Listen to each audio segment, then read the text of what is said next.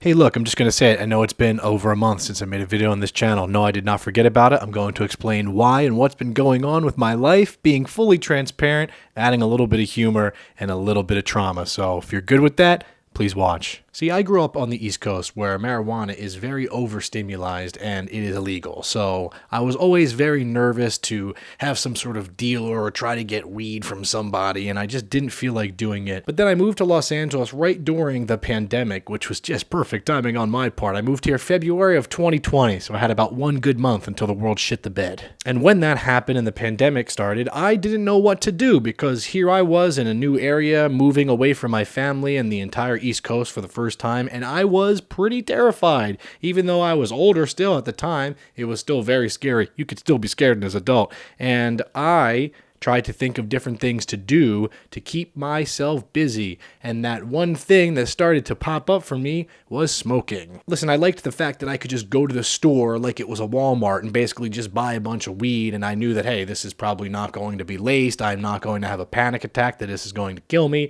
and I started very slowly diving into the world of the Mary Jane. I started with a pen that had like little dosage, and I would hit that every couple hours. And remember the first time that I did that when I was here, it was March 2020.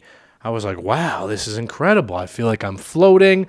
I Postmated a giant bag of Doritos and 3 Big Macs, had a 2-liter bottle of soda, and I was set for the entire night. I was like, wow, I could do this every day for a couple years. And that's exactly what I did. I was in a very bad combination of vaping and smoking weed, and that combination went from just vaping to just smoking weed, because after I quit vaping, I was like, well, I'm proud of myself. Now I only have one vice and not two. But it really turned into Grand Theft Auto Vice City, because that one vice for me really got worse and went downhill over the course of the next year and a half. I used to be at the point where if I smoked one joint at any time during the day, I was pretty much done for like 5 or 6 hours. I couldn't even think about smoking again. I would be sitting there, I'd be watching old wrestling videos, or I'd be writing down ideas for videos, or I'd take a 45-minute hot shower and I would think of some great ideas, listening to some music, have some Pink Floyd in there. I was living the life. That one joint a day turned into a couple joints a day, which then turned into 3 joints a day, 4 joints a day. And I'm sure some of you are like, dude, I smoke 4 joints an hour. And that's fine, but it wasn't for me. I always thought that I was the type that didn't have an addictive personality. I used to think, oh, I could quit something when I wanted to. And it was probably a stubbornness in me and maybe an ego thing to be like, nah, not me. There's other people out there that are addicted to drugs and things and alcohol, but not me. And the reality is, I was having an addiction forming the entire time, but I just didn't know it. And the pandemic helped mask it because, well, let's be frank, for a while there was really not much you could do. I was just staying home, I was streaming, and then when I wasn't streaming, I was just smoking the day away because I was trying to just kind of pass the time, and there were a lot of crazy things going on in the world, a lot of scary thoughts and scary things all around, and I used marijuana to mask that, which in context is not really a bad thing. Smoking really did help calm my anxiety at the beginning. It did take my mind out of things a lot of times. It took me to a place where I felt a little bit more at ease with my thoughts, and I was able to kind of stay calm and relax. And that's when I had it in moderation. And I will preach that everything, in my opinion, not everything, but a lot of things are good in moderation. It's okay in moderation. You can have a soda, you'll be okay. But if you have 7 sodas a day, then your doctor's going to be knocking on your door.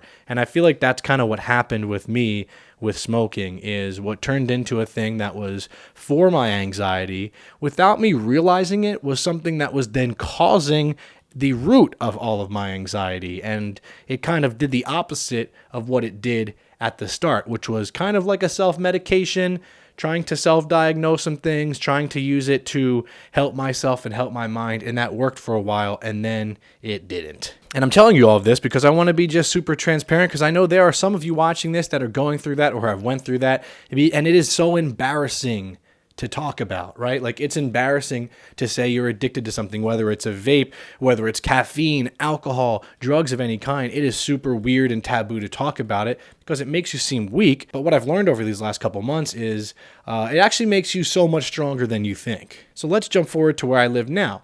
I used to live in an apartment, so I would have had to go down the stairs, outside, around the back, and kind of look a little shady in the back area of an apartment complex where everybody's windows are, and I would smoke a little bit, and then I got one of the pens, and I was hitting the pen like it was my job, quite literally, like if I got paid to smoke on my pen, I would have made tons of money. The problem was, I didn't get paid, I was just losing money. Then I moved in with JC at a nice house where things were much more easy and chill. We have a backyard, we have a gazebo back there, we have a hot tub. That is a smoker's paradise. A table under a gazebo with a hot tub was so inviting, and what started as a joint, like I said, a day turned into 2, 3, 4, 5, and I was finding myself buying weed almost every other day, and it would get to the point where the people at the store started knowing my name. And that may seem good in context, but I knew deep down that that meant that I was becoming a little over-dependent on marijuana. I would wake up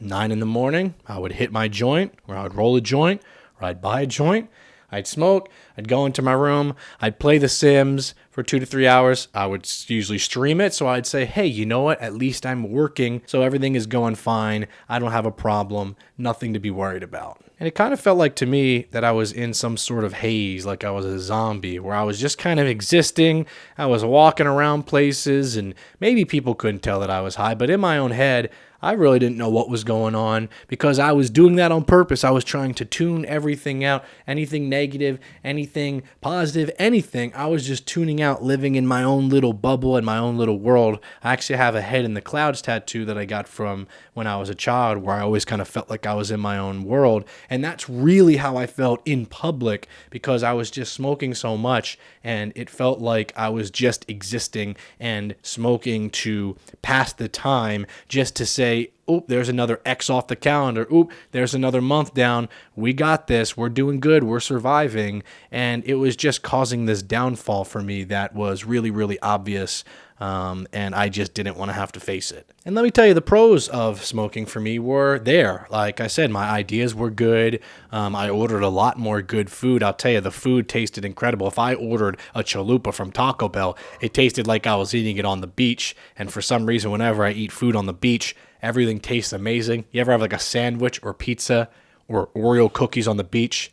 It is like a gourmet experience that you can't even imagine. But about 5 months ago, I thought to myself, okay, you know what? I'm going to try to really stop smoking and really tone it down a lot. And I wanted to be that person that only smoked at night. And my goal was, hey, I'll wake up, I'll get all of my work done, I'll do everything, and then if it's 7 or 8 o'clock, I'll hit my joint then, I'll have a little bit of indica, and I'll relax myself, and then I'll go to bed. And I did that for about a week or two, and then I found myself, instead of smoking at 8, it'd be 7, and then I'd be like, okay, well now it's 6:30, that's close enough to 7, I'll just hit this joint, and then it was 5:30, and I'd be like, well, yeah, it's 5:30, but now it's getting dark early, so it's okay for me to smoke at 5:30. And then it was 5 and 4:30, and you can see where this is going.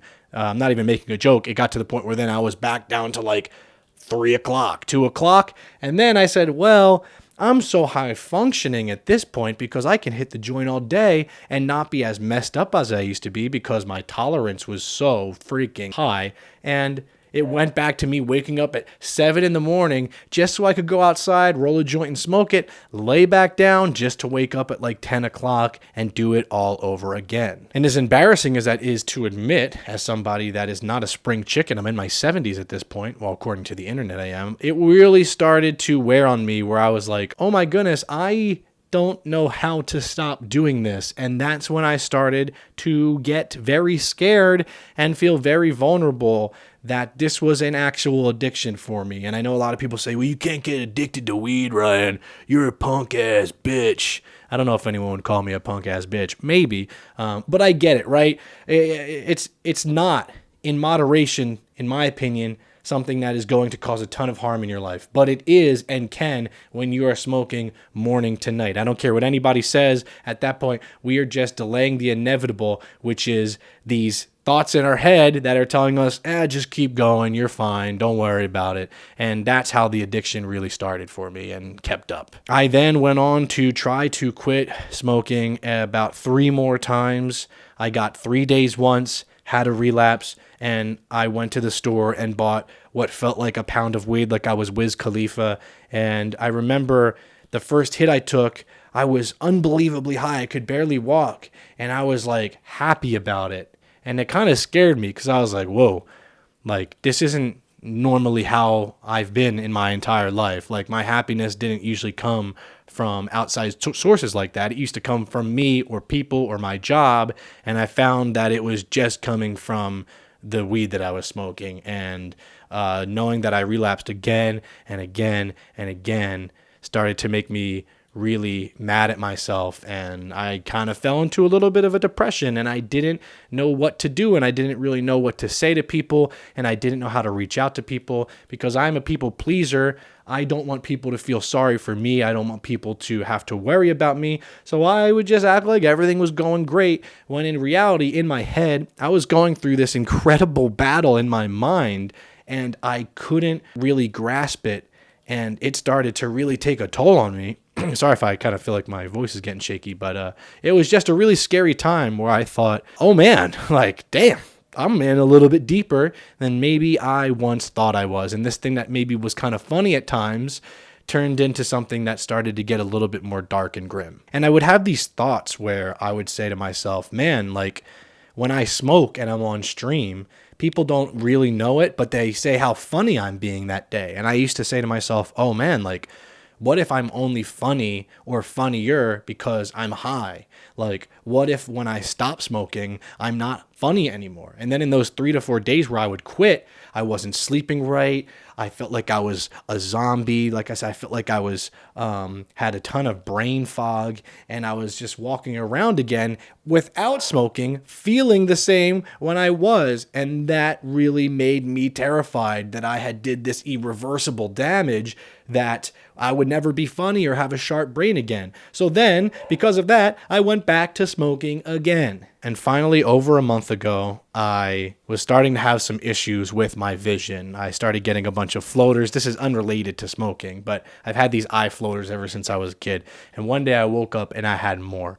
And I smoked that morning, and I had one of the worst panic attacks that I've had in a long time. I was in my bed. I was crying. I was freaking out. I thought I was going blind. And all the smoking did to me was make me feel even crazier and make me slip into this thought process that like something was really wrong with me and I couldn't grasp it. And I finally said to myself, like, you have to stop. Like, you have to control this, you know, like what was good in moderation has turned into something that has spiraled out of control, and you have to take control of your life. And that's what I kept telling myself. Like, it really showed me how much anxiety I was getting, because I'd wake up and I at least would feel a little bit of calm, and then I would smoke and immediately get these thoughts of anxiety and doubt and panic, which once again was the opposite reason of why I started doing that in the first place. And it wasn't easy, but I started doing this thing where I was writing down when I woke up how I felt. Like, okay, kind of clear-headed, a little calm, just kind of sober. And then I would write down in my notes how I felt after I smoked, and it would be very nervous, very concerned, very on edge, very paranoid. And I kept telling myself, like, look at these, look at the before and the after. And I knew that if I quit and really tried to do it cold turkey, that it would be really hard. But I knew that it was the only way I could do it, because there was no other way. For me, the only way I could quit was cold turkey, and I was aware that the withdrawals are going to happen. The first week was brutal, absolutely brutal. I was so tired. I was finding myself driving, almost nodding out at the wheel at like 2 o'clock in the afternoon. I was having trouble eating. I couldn't sleep, so I was taking some 5 milligram edibles just so I could get some rest at night. But I wasn't smoking, and I was proud of that. And I knew that as hard as this was going to be, there was going to be a point where I could get past it and feel good again. And I will say that it took me about 2 weeks to finally feel clear-headed and to finally feel like I could sleep on my own. I started taking some magnesium during the day and at night, and that really helped. And I started to get my appetite back. And I will say that those like 2 weeks were grueling and brutal, and I had my breakdowns, and I did cry in the shower a couple times. And I'm not afraid to admit that, because I felt like I was going crazy. I felt like I was insane, and it was very scary. And I knew that the second I went back, that it would just spiral out of control again, and I wouldn't be able to control it. So I stuck with it, and that's why I really neglected this channel, because I just wasn't feeling super sharp with my editing and all these things. I was doing stuff on my Twitch channel where I was just directly uploading, but I just didn't want to push my brain because I was scared that I wasn't funny or creative anymore. And that turned out to be all in my head, because of course it was. That's the point. And that's the scary thing. It's something that people can't see. It's inside of you. And I finally got past that. And I'm now over a month clean from smoking, completely sober thoughts. And I can tell you that I feel as good as I have in years. And I did not think I would ever get to a point where I am now. And I just wanted to make this video to let anybody know who could be struggling with any form of addiction in any way, no matter what it is, that I understand what you're going through. I understand how scary it is. I understand how lonely it is. But I also can tell you that there is light at the end of the tunnel, and that if you can see the future of you in a better environment, in a better spot mentally, and you can understand that you need to get a grasp on things, that you can get there. I promise you, you can get there. And I would love for anybody in the comments that has made it this far to be as open and honest and vulnerable as you would like to be, so we can get a discussion of everybody helping everybody. I'm going to respond to every comment on this video that talks about anything that they're going through, because I felt like I was alone in this. And then I posted about this on my story, and I had so many people reaching out saying, wow, thank you for admitting that nobody admits that they had an addiction. Everybody wants to seem like they're perfect. And that's the thing with the internet. Everything is edited. Everybody wants to seem like they're the best, they're doing the best, they're the most successful, they're the healthiest. And this is just not the case. Everybody just lies about stuff or fabricates to make their lives seem better. And I just wanted to come on here and let everybody know that, I was really going through it. And if you are as well, or you have, I totally understand. And I understand how nerve-wracking it is to talk about it. And it's embarrassing, but it shouldn't be, because I think growth is being able to admit and talk about your struggles to try to help others. I could ramble about this forever. I could, because it's very important to me. But I just wanted to say that I'm sorry for neglecting this channel for the month plus that I did. And just know that I was really going through it, and I just didn't know what I was doing at all. And now I feel so much better, and I have so much more mental clarity. And I want to come back to this channel and do videos at least once a week where I'm being comedic again, I'm being funny. But I felt like before I had to do that, I wanted to be vulnerable. That's the point of this channel. It's just a mic. It's just my room. There's not a lot of fancy editing. It's just me talking to you guys. And this will probably get a couple hundred views, because it's not clickable, because it's not something to do with my YouTube friends or the Dolan twins. And I understand that. But to the couple hundred of you that are watching this here, thank you very much. I really appreciate it. And I hope that you know that your support means the world to me, and I'm sorry if I let you down on this channel, because I know that this is a place people were coming, for laughs, and I dropped the ball, and I apologize. So that is it. If you're still here, thumbs up, subscribe, and please leave some sort of comment down below. Just love to get a discussion going, and try to talk about this with as many people as possible. So that is it for me. I'll see you guys next time on You Look Like Ryan Gosling. Peace.